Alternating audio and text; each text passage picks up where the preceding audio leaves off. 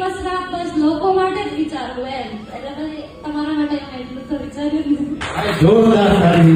નમસ્કાર મિત્રો, ગુજરાતમાં કોઈ ભાગ્યે જ એવા વ્યક્તિ છે જે નીતિન જાની એટલે કે ખજૂરભાઈને નહીં ઓળખતા હોય. ત્યારે ખજૂરભાઈ માત્ર એક કોમેડિયન કે યુટ્યુબર નથી, પણ તેઓ ગરીબ અને જરૂરિયાતમંદ લોકોની સેવા કરવા માટે પણ જાણીતા બન્યા છે. જ્યારે ગુજરાતમાં ઘણા એવા પરિવારો છે જેમને ખજૂરભાઈએ ઘર બનાવી આપ્યા છે અને મદદ કરી છે, જ્યારે લોકોના જીવનમાં ખુશીઓ લાવ્યા છે.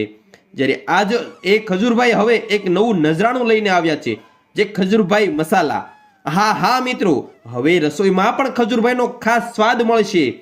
જ્યારે ખજૂરભાઈ મસાલામાં તમને અલગ અલગ પ્રકારના મસાલા મળે છે, જેમ કે ગરમ મસાલા, કાશ્મીરી મરચું પાવડર, લાલ મરચું પાવડર, હળદર પાવડર અને ધાણા જીરું પાવડર. આ બધા મસાલા ફ્રેશ અને ઓર્ગેનિક રીતે તૈયાર કરવામાં આવ્યા છે, જેથી આપણા ભોજનમાં સાચી સુગંધ અને સ્વાદ આવી શકે છે. આ મસાલાની ખાસ વાત તો એ છે કે માત્ર સ્વાદ માટે જ નહીં, પરંતુ ગુણવત્તા માટે પણ જાણીતા બન્યા છે. અને રસોઈમાં જ્યારે સારા મસાલા વપરાય છે, ત્યારે જ સામાન્ય ભોજનમાં પણ એકદમ સ્વાદિષ્ટ બની જાય છે. ખજૂરભાઈનું હંમેશા એક જ મંત્ર રહ્યું છે, લોકોના જીવનમાં ખુશીઓ લાવવી.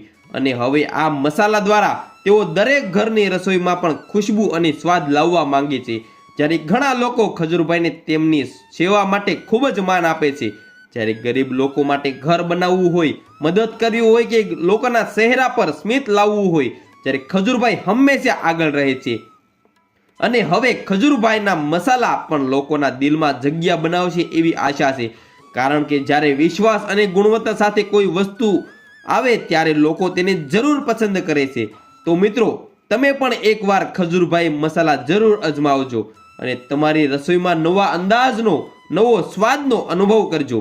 જ્યારે આપણા ગુજરાતના ખજૂરભાઈનું આ નવું નજરાણું ખરેખર વખાણ કર્યા જેવું છે. તો આપ સૌએ પણ તેમને પ્રેમ અને સપોર્ટ આપવો જોઈએ. ધન્યવાદ.